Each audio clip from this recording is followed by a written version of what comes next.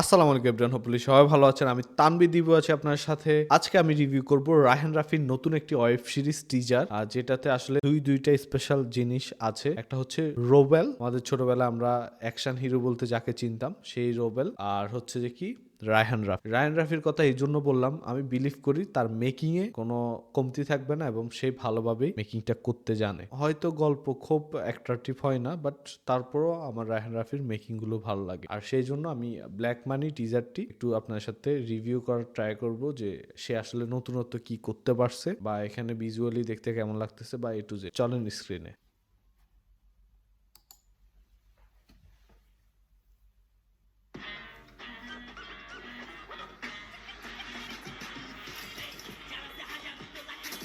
Rap গান লাগাইছে।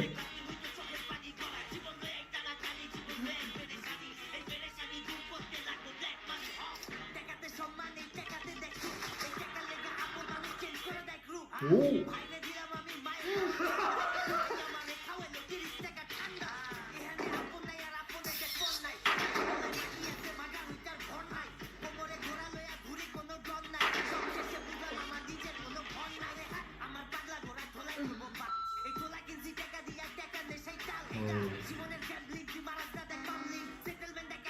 সত্যি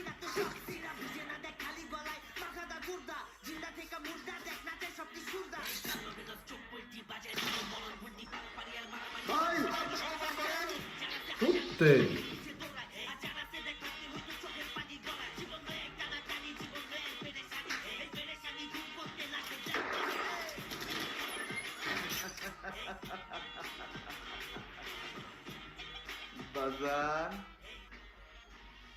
মালটা কেমন? দেশি না বিদেশি?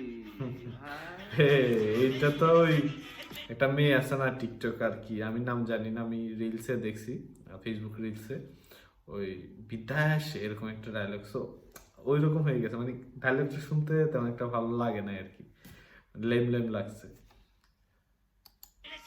রাহিম রাফি আছে।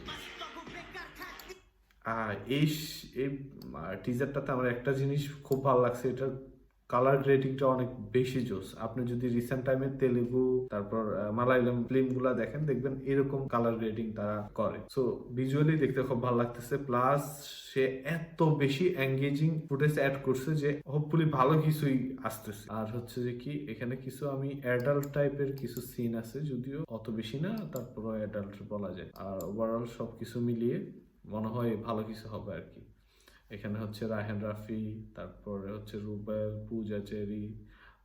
পূজা চেরি যদিও অতটা বেশি ভালো লাগে না, কারণ বেশি কচি কচি লাগে আর কি। শুধু একটা সিএম এর সাথে রায়হান রাফি এবং সিএম, সরি, পোরামন টু নাকি সামথিং পোরামন, ওই মুভিটাতে পূজা চেরিকে ভালো লাগছে। আমি ওই মুভিটা দেখছিলাম অনেক আগে, বাট কখনো রিভিউ বা কখনো কিছুই করিনি।